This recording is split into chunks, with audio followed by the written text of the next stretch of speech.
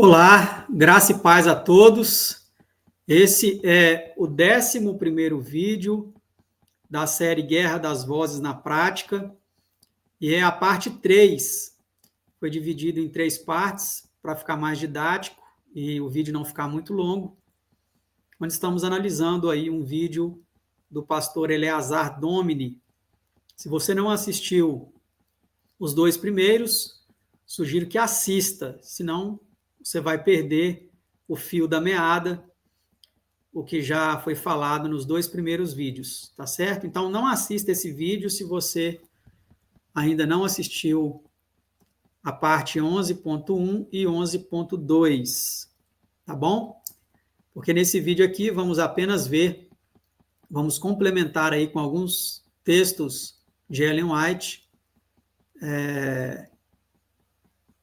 o assunto que foi apresentado nos 2 vídeos anteriores, tá bom? Poderíamos citar muitos outros textos mais, além dos que vamos citar nesta parte, mas nosso objetivo não é fazer um vídeo muito longo. É importante que cada um pesquise por si mesmo este tema. Temos aqui no canal várias outras playlists que vamos sugerir ao final deste vídeo para você assistir e complementar o assunto aqui. Também já gravamos um vídeo que vou deixar na descrição aqui deste vídeo, cujo título é Que Deus Veremos no Céu, porque a questão aí no vídeo do pastor Eleazar Domini é se veremos a face de Deus. Uma pergunta de uma irmã que foi enviada a ele, e em muitos pontos aí concordo com ele, como já falei nos vídeos anteriores, que veremos sim que Deus ele tem uma forma, veremos a face de Deus no céu, sim, com certeza, mas não veremos a face de um Deus triuno. Veremos a face do Pai e a do Filho, porque o Espírito Santo não é uma pessoa assim como o Pai e o Filho, tá? Vamos então aqui para o primeiro vídeo, melhor, primeiro texto que vamos abordar, que é aqui do livro Obreiros Evangélicos, que foi o texto citado por ele.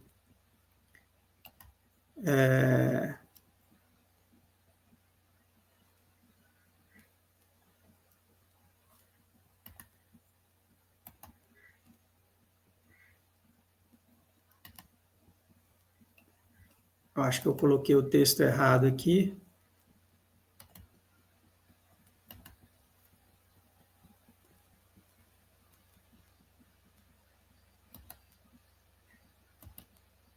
Agora sim. O texto certo é esse aí. Então vamos lá. Estou citando aqui diretamente do site dos livros de Ellen G. White, o site original, o site oficial, tá bom? É gwwritings.org. Então é da organização mesmo aí adventista, tá? É um site que todos vocês podem fazer as suas pesquisas, está disponível aí.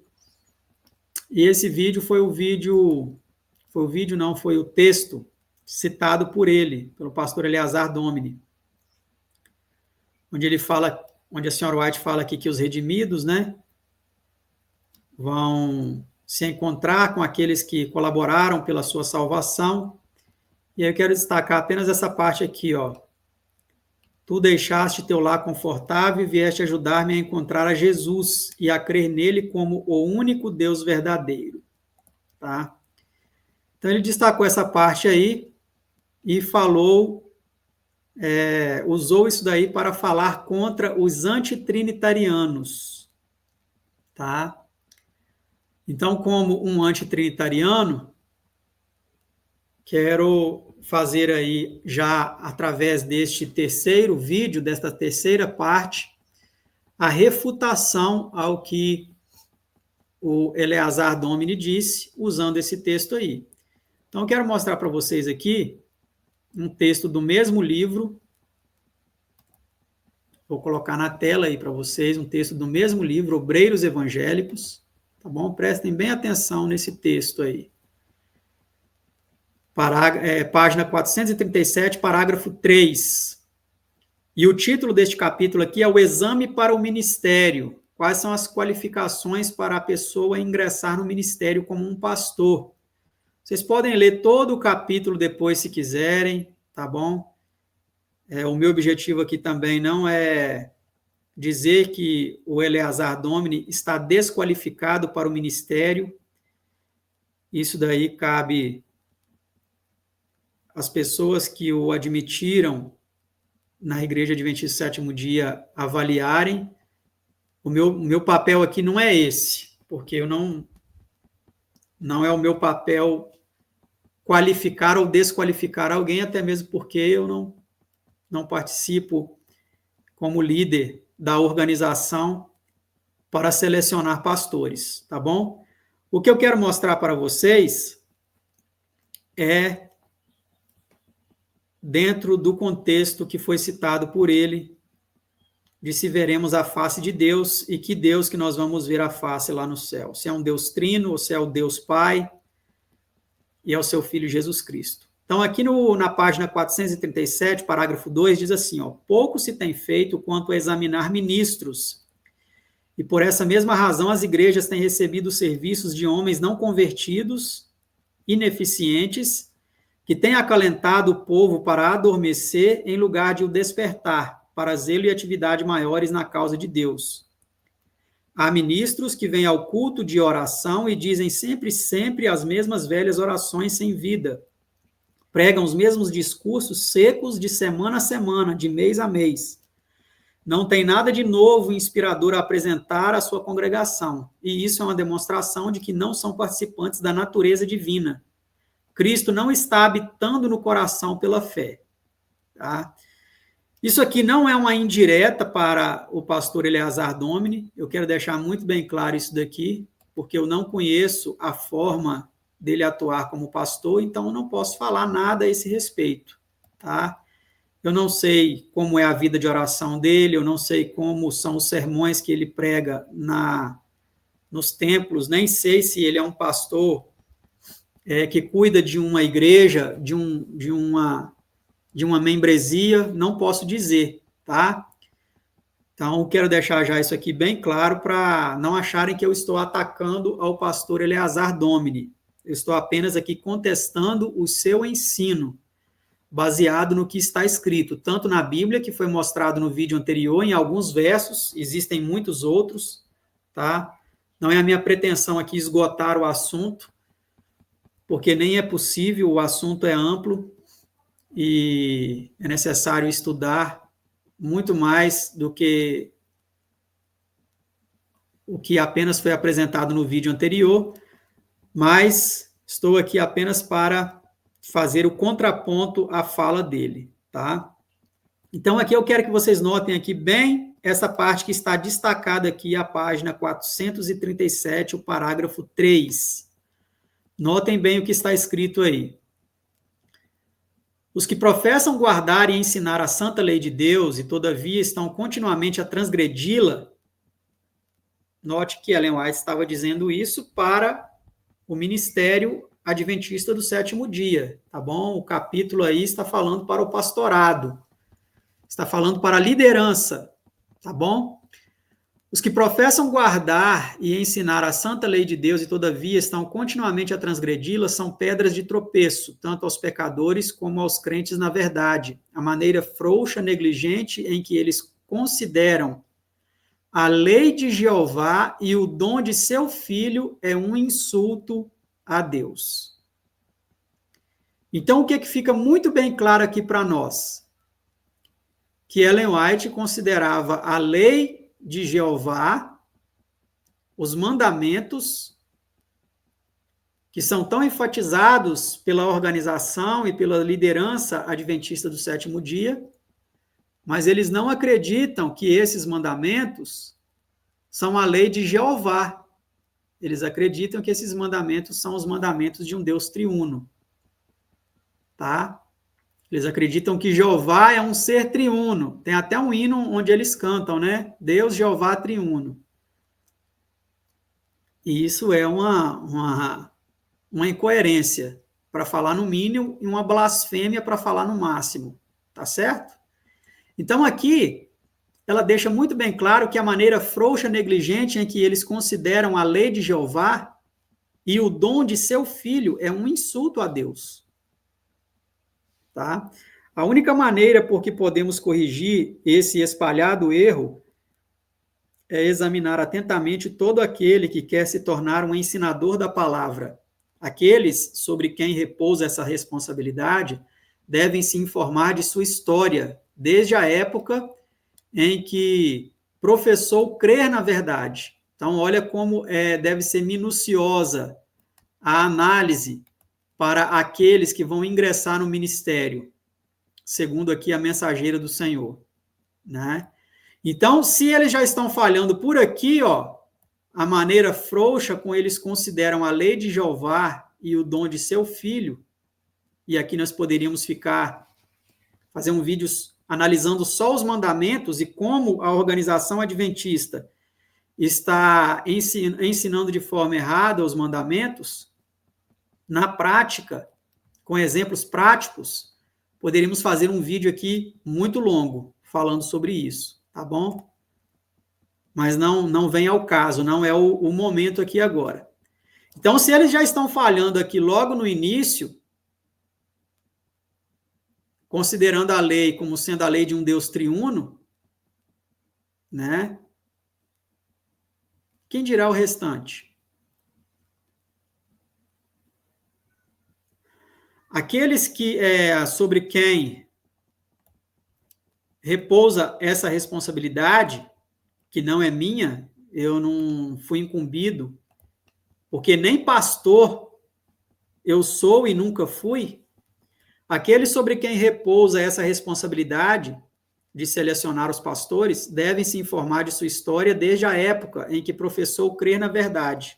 Sua experiência cristã e seu conhecimento das Escrituras, seu conhecimento das Escrituras.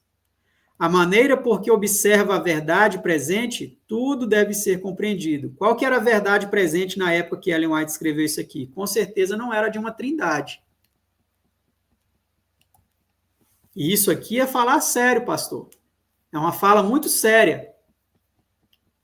Obviamente, se você assistir esse vídeo, que eu não sei se vai ser o caso, né? Então, a verdade presente na época de Ellen White e dos pioneiros não era de uma trindade. Sua experiência cristã e seu conhecimento das Escrituras, a maneira por que observa a verdade presente, tudo deve ser compreendido. Ninguém deve ser aceito como obreiro na causa de Deus enquanto não tornar manifesto que possui uma experiência real e viva nas coisas de Deus. Então, isso aqui é uma fala séria, pastor.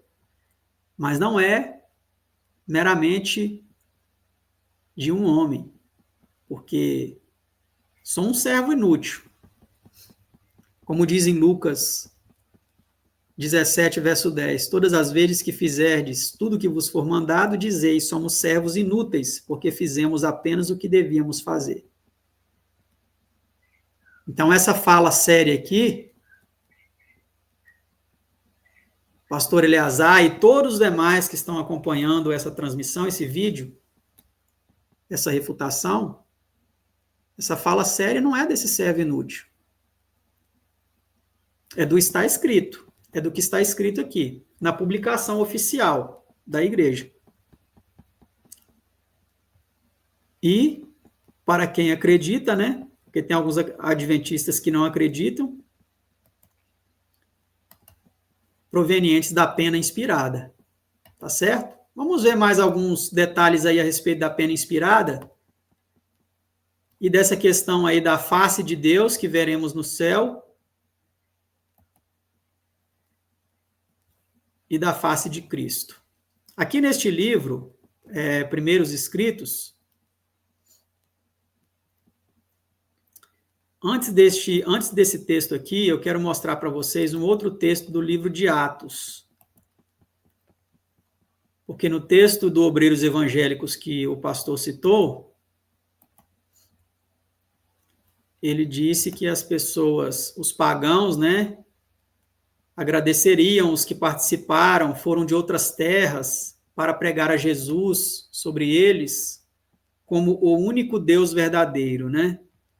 Então, lá no céu, segundo eles, essas pessoas vão agradecer a Jesus,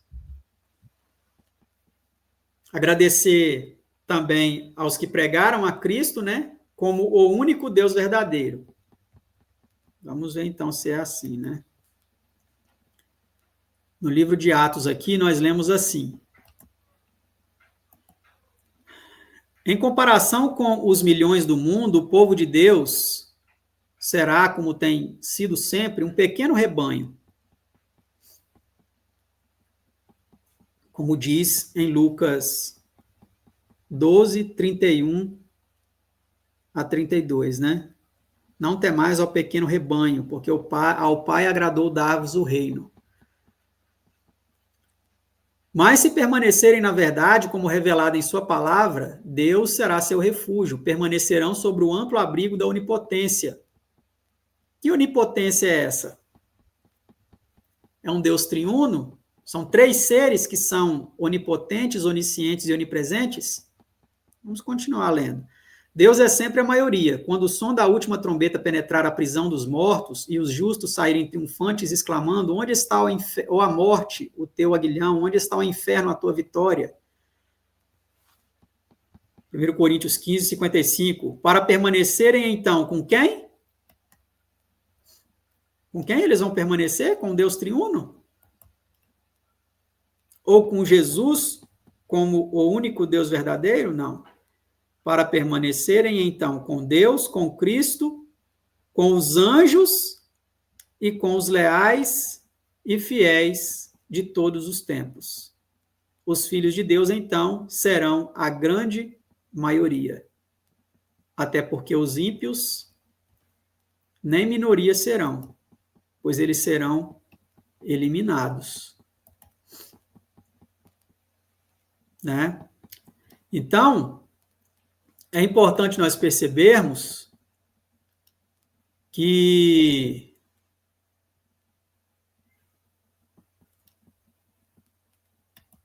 no fim de todas as coisas, na regeneração, não encontraremos uma trindade ali no céu. Existem vários textos, tanto na Bíblia quanto no Espírito de Profecia, que mostram isso, né? E a própria Ellen White, quando ela foi arrebatada em visão, e ela pôde ver a Cristo, ela não viu ao Pai. É o que ela descreve aqui, ó, no livro Primeiros Escritos. Veja só como ela relata este ponto. Ó. Vi um trono e assentados nele estavam o Pai e o Filho.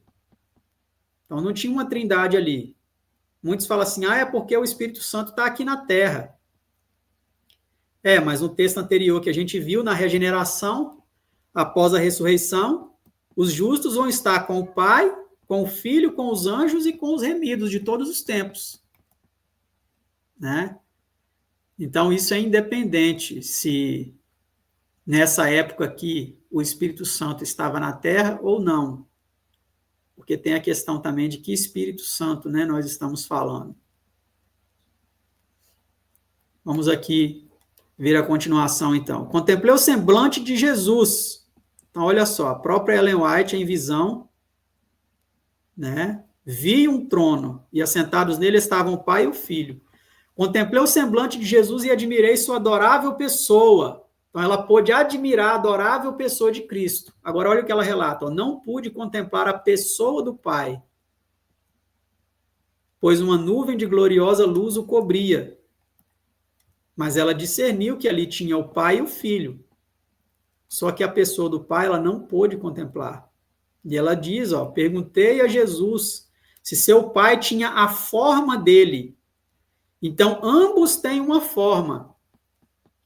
Pena que o pastor Eleazar Domini não citou esse texto, né? Para justificar, para fundamentar nos escritos de Ellen White que tanto o Pai quanto o Filho têm uma forma, mas o Espírito Santo, ele não tem uma forma, ele não é uma pessoa com um formato, com uma aparência que pode ser discernida, que pode ser identificada, que pode ser comparada, né? Que nós podemos comparar como sendo nós tendo a semelhança. Não. Ela não identifica essa, em parte nenhuma dos seus escritos. Vocês podem ler todos os escritos de Ellen White. Graças a Deus, já li todos. E nunca encontrei tal expressão, que o Espírito Santo tem um formato, né? Existe um texto polêmico no livro Evangelismo, né? Que fala sobre isso. Mas aí entra na questão de como esse livro, né? Ele foi manipulado no ano de 1946 por um trinitariano que foi infiltrado dentro da Igreja Adventista do Sétimo Dia. Porque se nós pegarmos os livros que foram publicados enquanto ela estava viva, nunca encontraremos tal expressão. Tanto que nessa aqui, ó, do livro Primeiros Escritos, ela diz isso.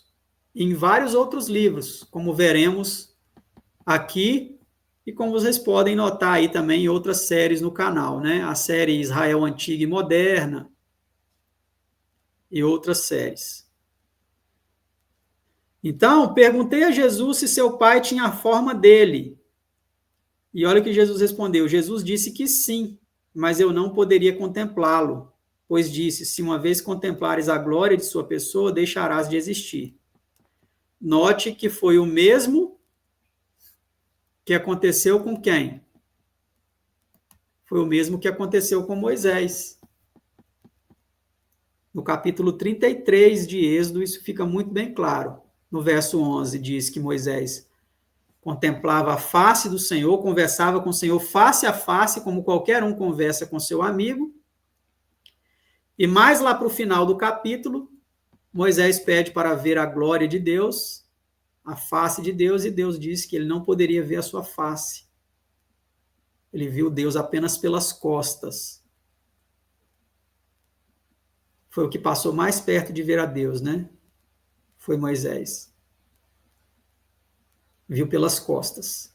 E aqui, nesta visão, que a senhora White relata,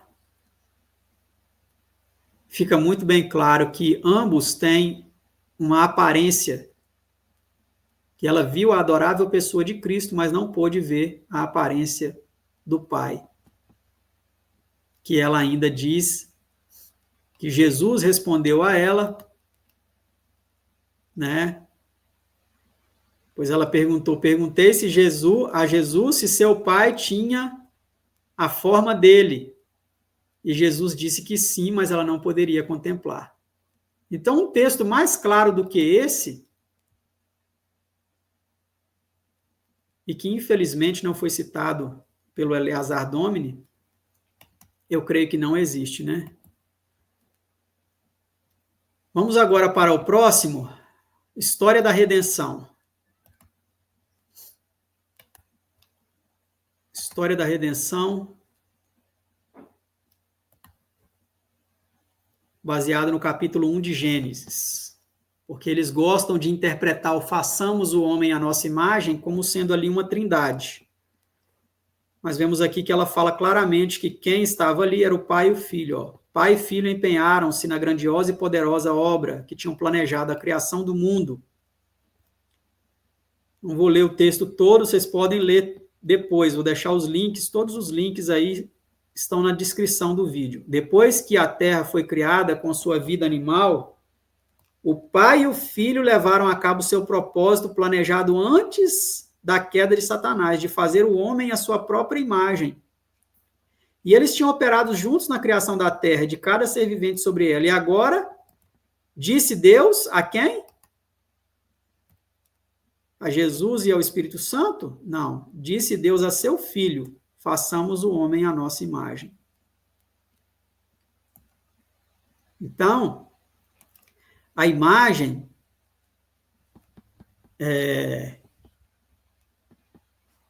que está sendo falada aqui é uma forma física. Adão e Eva foram criados não só a imagem de caráter moral, quanto também a forma física do pai e do filho. Porque ambos são pessoas distintas. E a doutrina da Trindade, ela diz o quê? Que são 3 pessoas distintas. Pai, Filho e Espírito Santo. Uma unidade de 3 pessoas coeternas.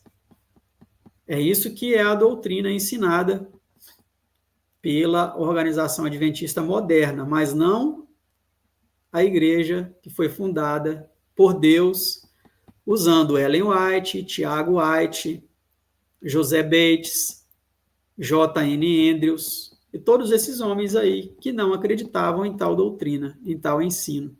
Tá certo? Vamos lá agora para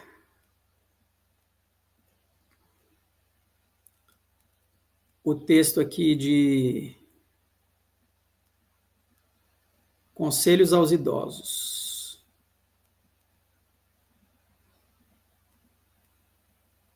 Melhor, vamos para Mensagens Escolhidas 1 primeiro. Depois vamos para Conselhos aos Idosos. Então, aqui nesse texto, a Mensageira do Senhor, ela fala bem claramente aí sobre a polêmica, sobre a apostasia alfa que entrou na Igreja Adventista do Sétimo Dia no fim do século XVIII para início do século XIX. Foi combatida ali pela Mensageira do Senhor por volta do ano de 1902 e 3, que ela já tinha voltado da Austrália, né? Então, aí, neste capítulo, Mensagens Escolhidas, este capítulo aí, A Natureza Não é Deus, um capítulo muito importante que vocês leiam, porque aí foi um combate direto dela sobre os conceitos de panteísmo, que através do Dr. John Harvey Kellogg estavam sendo introduzidos na igreja por vários médicos e pastores também, né? E ela fala aí muito bem claro o seguinte, vamos ler só esse primeiro capítulo e o último, tá? Os que possuem verdadeiro conhecimento de Deus não se tornarão tão obcecados com as leis da matéria ou as operações da natureza que passem por alto ou se recusem a reconhecer a constante operação de Deus na natureza. A natureza não é Deus, nem jamais foi. A voz da natureza testifica de Deus, mas a natureza não é Deus. Como sua obra criada, ela simplesmente dá testemunho do poder de Deus. A divindade é o autor da natureza. Note que aí ela não fala, a Trindade é o autor da natureza. Que divindade é essa que é o autor da natureza?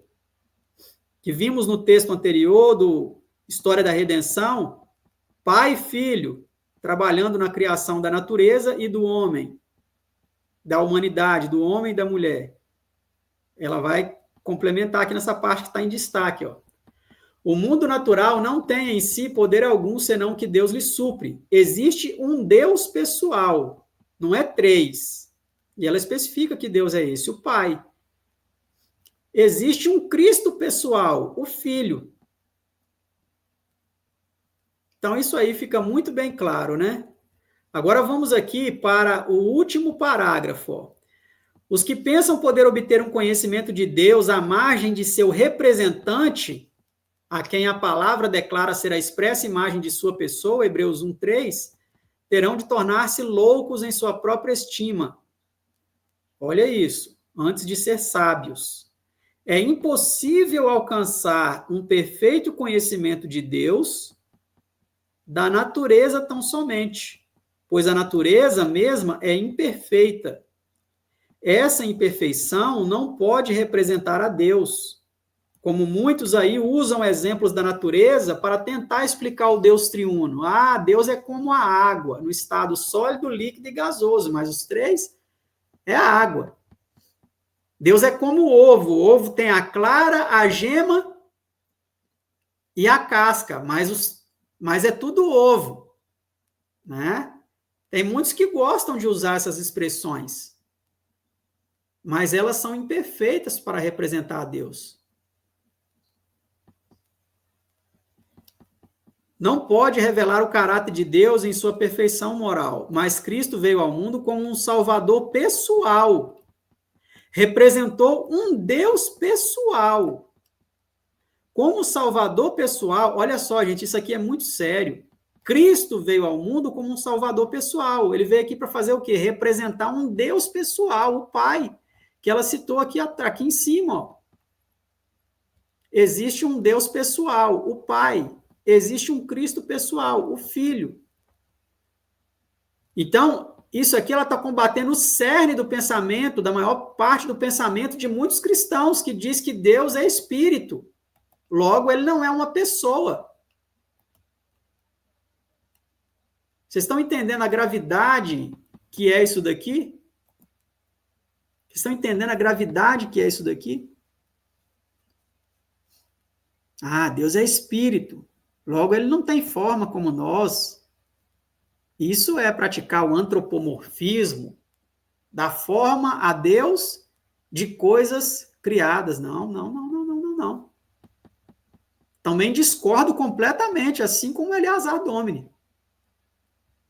Mas também tenho que discordar da opinião e da crença do Eleazar Domini, que não é uma crença original da Igreja Adventista do Sétimo Dia, mas que entrou depois de muitos anos na igreja e que hoje é defendida largamente na apostasia ômega, de que vamos ver vamos ver 3 pessoas lá no céu.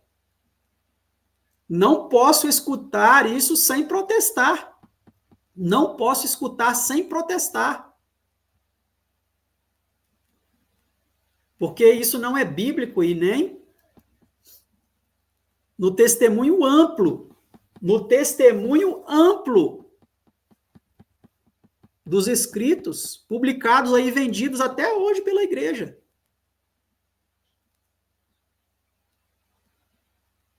Que os chama de espírito de profecia, mas estão rejeitando o espírito de profecia. E não havendo profecia, o povo se corrompe. Mas não é citar textos isolados para tentar justificar enganos, como muitas vezes usam textos isolados aí, de um livro aqui, outro ali. E as pessoas que não estudam por si mesmas são enganadas.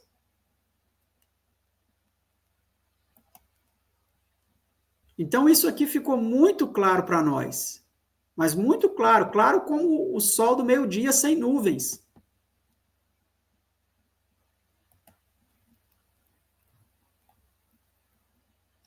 Cristo veio ao mundo como um salvador pessoal, representou um Deus pessoal. Como salvador pessoal, ele subiu ao céu e virá de novo tal qual subiu ao céu, como um salvador pessoal. Ele é a expressa imagem da pessoa do Pai. Nele habita corporalmente toda a plenitude da divindade, Colossenses 2:9. O que concordo plenamente.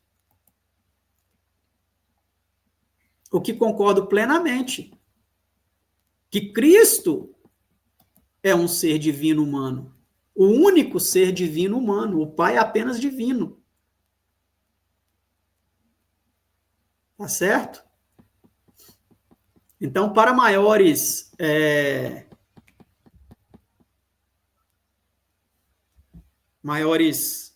estudos a respeito da pessoa de Cristo, do que este servo inútil crê, acompanhe a série aí do canal, Conhecendo a Cristo pelas Escrituras. Ontem, foi dia 29 de março de 2025, gravamos aí a 14ª live, transmitimos a 14ª live, mostrando pelas Escrituras o que a Bíblia diz sobre a ressurreição de Jesus. Tá certo? Quero mostrar aqui para vocês agora mais um texto, porque ela disse que a crença nesse Deus pessoal na Igreja Adventista do Sétimo Dia, ela seria rejeitada. Porque no tempo dela já se começava a surgir homens que acreditavam na verdade, mas estavam rejeitando a verdade. Preste bem atenção nesse texto aqui e veja quão grave foi essa apostasia na história da Igreja Adventista do Sétimo Dia. Estamos muito tristes, ela fala. Estamos muito tristes, e aqui, como ela fala no plural, obviamente envolvia mais pessoas da igreja na época, que também pensavam da mesma forma, que acreditavam na mesma forma, que não acreditavam numa trindade. Ela fala aqui não só em nome dela, estou muito triste, mas ela fala no plural, estamos muito tristes, ao ver o resultado do ajuntamento de um grande número de pessoas em Battle Creek. Battle Creek era a cidade lá dos Estados Unidos, que era o centro principal lá do adventismo, né, onde estava a Associação Geral, as publicadoras adventistas, o sanatório, que é mais conhecido por hospital, né, por nós nos tempos de hoje. Inclusive pegou fogo tanto o sanatório quanto a publicadora adventista, porque ensinos errôneos estavam sendo propagados ali, né? Então ela fala que estava triste com o ajuntamento de um grande número de pessoas ali. Mas não só por isso que ela estava triste. Veja mais por qual motivo ela estava triste. Ministros que foram crentes nas verdades fundamentais que fizeram de nós o que somos, adventistas do sétimo dia. Ministros que foram a Battle Creek para ensinar e manter as verdades da Bíblia, agora idosos e de cabelos brancos, estão abandonando estas grandes verdades e aceitando sentimentos infiéis.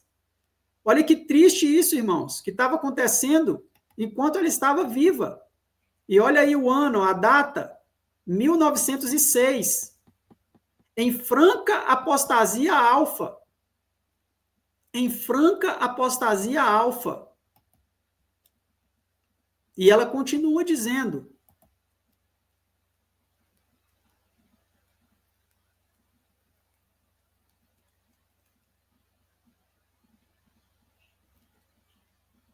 isso significa que o próximo passo será a negação de quê?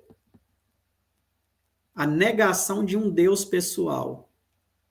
E aí, para saber o que é um Deus pessoal, basta lembrar do texto que citamos aqui agora há pouco, do Mensagens Escolhidas. Há um Deus pessoal, Pai, e há um Cristo pessoal, Filho. E vários outros, tem muitos outros textos aqui que não consigo, neste único vídeo aqui, citar. Derrubando os baluartes da fé plenamente revelados nas Escrituras. Na palavra é dada a advertência.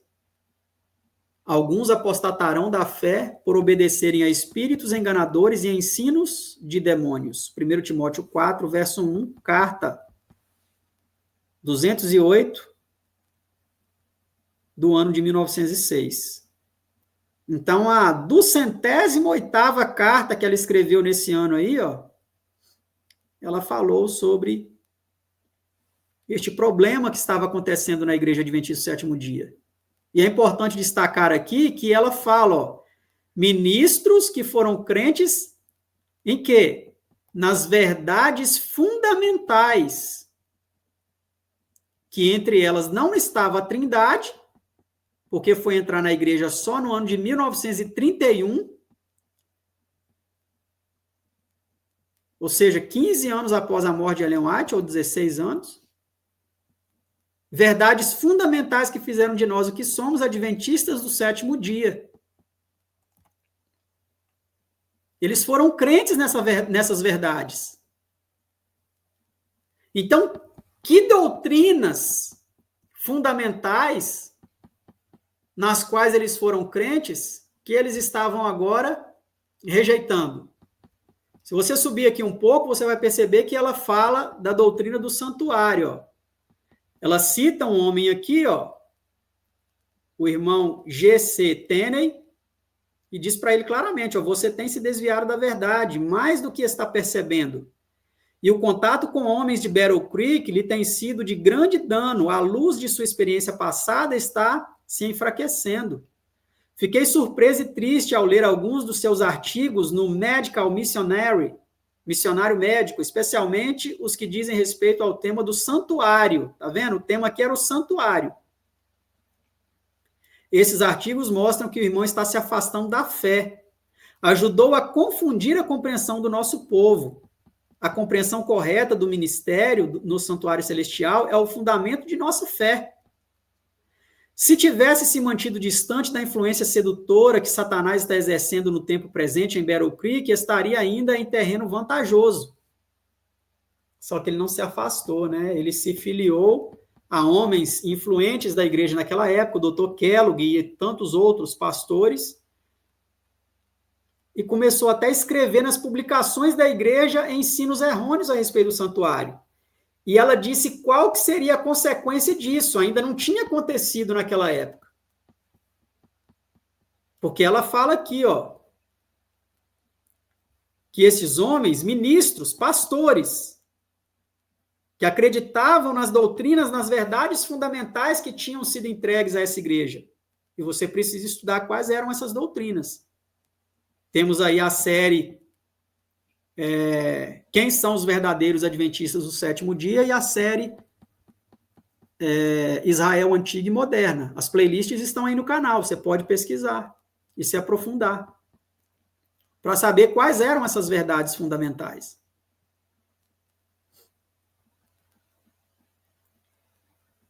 Então aí, ela diz que estes pastores, agora já idosos, o tempo passou, esses homens idosos de cabelos brancos estavam abandonando essas grandes verdades e aceitando sentimentos infiéis. Quais eram esses? Aqui ela citou um deles, o do santuário. Só que ela ainda profetizou, agora isso aqui é uma profecia, ó. Isso significa que o próximo passo será a negação de um Deus pessoal. Isso aconteceu, então, oficialmente em 1931. Em 1919, eles já tentaram, na Conferência Bíblica de 1919, já tentaram introduzir a Trindade, mas não conseguiram, porque existiam muitos pioneiros ainda vivos na igreja. Mas o próximo passo, ela disse que aconteceria, aconteceu, foi esse aí, ó. Isso significa que o próximo passo será a negação de um Deus pessoal, derrubando os baluartes da fé plenamente revelados nas Escrituras. E ela ainda cita uma profecia bíblica como se cumprindo na história destes homens, pastores adventistas do sétimo dia. Alguns apostatarão da fé por obedecerem a espíritos enganadores e a ensinos de demônios. Então, qual é o ensino de demônio que foi aceito dentro da igreja adventista do sétimo dia através da negação de um Deus pessoal? A doutrina da Trindade. Ela é uma doutrina de demônios, não é nem doutrina de homens, né? Muitas pessoas falam que há uma diferença entre doutrina de homens e doutrina de demônios. Baseado naquele texto que Jesus citou, né? Em vão me adoram, ensinando doutrinas que são preceitos de homens. Mas toda doutrina errônea que é criada pelos homens é por influência de demônios. E com a história da Trindade não foi diferente. Tá? Não foi diferente. Para finalizar, porque o texto já ficou muito longo, mas se você acompanhou até aqui, quero te agradecer pela sua perseverança e interesse em entender essas questões de tamanha importância. Quero encerrar com vocês aqui citando esta meditação matinal, e todos os links estão disponíveis para você aí na descrição desse vídeo para conferir por si mesmo. Se você tiver alguma dúvida que esses escritos estão nos testemunhos secretos, como eles gostam de ironizar, né? Cuidado com os testemunhos secretos e as mensagens escondidas. Não, isso aqui está no site oficial da igreja. Isso aqui não tem brincadeira, isso aqui é sério mesmo. E isso, de fato, é algo sério, mas que é chacotado, é ironizado por homens que desconhecem a história desta denominação e desconhecem a gravidade desses fatos. mas oro a Deus por eles todos os dias, para que a cegueira espiritual seja curada, e como Paulo, venham ser curados, e passam a enxergar a verdade, parar de perseguir ao próprio Jesus, porque não estão perseguindo a nós, estão perseguindo a Cristo. Tá certo?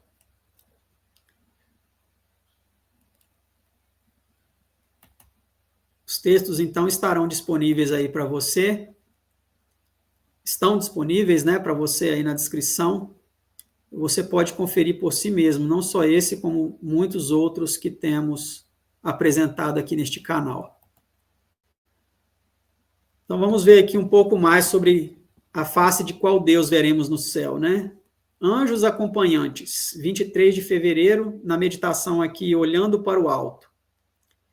Não são todos eles espíritos ministradores enviados para serviço a favor dos que hão de herdar a salvação?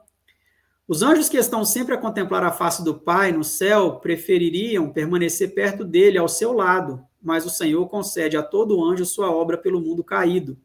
A ajuda divina é provida aos homens. Eles têm a oportunidade de cooperar com os seres celestiais, de ser co-obreiros de Deus. As possibilidades de conseguir habilitação para a presença de Deus, de ser capacitado a ver sua face. Note bem isso daqui, ó. Ser capacitado para ver a sua face. São postas diante deles. Anjos celestiais estão trabalhando para conduzir a família humana a uma inteira irmandade. A unidade descrita por Cristo, como a que existe entre quem? Entre três pessoas? Não. Como a que existe entre o Pai e o Filho, que é relatada claramente lá no capítulo 17 de João. É a esse capítulo que ela está fazendo a referência aqui, ó, a unidade descrita por Cristo como a que existe entre o Pai e o Filho. Então, essa mesma unidade que existe entre o Pai e o Filho, os anjos estão trabalhando para que ela exista na família. Então, nós temos que estar unidos, não em uma comunhão trinitária, mas é como diz em 1 João 1, verso 3. A nossa comunhão é com o Pai e com o seu Filho Jesus Cristo. Como podem homens tão amplamente honrados por Deus deixar de apreciar suas oportunidades e privilégios? Como podem recusar aceitar a divina ajuda oferecida? Quanto é possível que os seres humanos ganhem se tiverem a eternidade em vista? Né? Então, aqui vocês vão perceber agora o contexto da guerra, dessa guerra. A nossa guerra não é contra a carne e o sangue. O título desta série é Guerra das Vozes. Por quê? São vozes discordantes. Pessoas falam que Deus não tem forma, que Deus é espírito, outros defendem que tem, mas defendem que é um Deus triuno, que são três pessoas. Nós estamos em uma guerra aqui de vozes, não contra carne e sangue. Uma guerra aqui de conceitos, de verdade contra mentira, de justiça contra injustiça, de engano contra pronúncia da verdade, fidedigna, né? Então, as agências satânicas estão sempre guerreando pelo domínio da mente dos homens. Mas os anjos de Deus estão constantemente em ação, fortalecendo as mãos fracas e confirmando os joelhos trementes de todos quantos apelam a Deus por ajuda. A promessa a todo filho de Deus é pedir e dar-se-vos-á, buscar e achareis, bater e abrir-se-vos-á. Mateus 7,7. O Senhor está mais disposto a conceder o Espírito Santo. Aí aqui agora ela fala do Espírito Santo, ó. Aqueles que o pedem, do que os pais a darem bons presentes aos filhos. Isso aqui ela está citando também um texto bíblico. Portanto, pedi e crede no que Deus disse. Ele certamente cumprirá a sua palavra. Tá? Então, aqui, ela mesmo citando o Espírito Santo, ela não fala que a nossa comunhão é com Deus triuno. Mas ela fala que precisamos ter a unidade com Cristo, a mesma que existia entre o Pai e o Filho. Tá? Então, eu vou encerrar por aqui essa transmissão, dizendo o seguinte para você: pesquise por si mesmo. Busque respostas por si mesmo. Não meramente fazendo perguntas a um pastor, como aquela irmã fez, né? A pergunta ao Eleazar Domini. É válido buscar respostas, não só em uma única pessoa também, mas em várias. Mas o nosso objetivo maior deve ser buscar as respostas diretamente na fonte. No assim diz o Senhor, e não no assim diz o pastor. Né? Na Bíblia, em primeiro lugar, porque ela é a nossa regra de fé. Nós mostramos vários textos aí no vídeo 2. E nós temos a confirmação aí no próprio Espírito de Profecia, nos escritos de Ellen White. Existem muitos outros textos que poderíamos citar aqui, como Mensagens Escolhidas, volume 3, página 398, onde ela diz que lobos iam se infiltrar na igreja negando a soberania do ancião de dias e colocando um falso Deus sobre o trono. Poderíamos citar vários outros textos onde ela fala sobre a existência de um Deus pessoal e que esse Deus pessoal é o Pai. Poderíamos citar vários textos onde ela fala que o Espírito Santo é o Espírito de Cristo, que a terceira pessoa, chamar a terceira pessoa, né, da divindade, é a questão da terceira pessoa no sentido da natureza divina de Cristo, né? Porque ele tem duas naturezas, uma pessoa divina e a sua natureza humana, ambas fundidas, né? Porque esse texto que pega muitas pessoas, como dizer terceira pessoa da divindade não sendo uma pessoa. Essa foi a questão colocada por John Harvey Kellogg. Foi aí que foi a cunha que Satanás introduziu a apostasia alfa na igreja adventista e depois a ômega, que é agora que está mais generalizada. Mas espero que, se não esclareceu na sua mente aí este vídeo, espero que pelo menos tenha sido uma motivação para você pesquisar mais, para você não se contentar com o que é dito por um pastor ou por este servo inútil aqui que estávamos falando, esse vermezinho de Jacó, como diz em Isaías 41:14, esse servo inútil, como diz em Lucas 17, verso 10, mas que você busque pesquisar por si mesmo e confirmar se essas coisas são mesmo assim. Seja bereano, busque. Os bereanos não confiaram nem no que o grande apóstolo Paulo disse, hein? Não confiaram nem no que o apóstolo Paulo disse, eles foram confirmar se essas coisas eram de fato mesmo assim. E é o que eu sugiro que você faça também. Acompanhe as nossas playlists aí do canal e que Deus continue abençoando e iluminando a todos. Em nome de Jesus. Amém.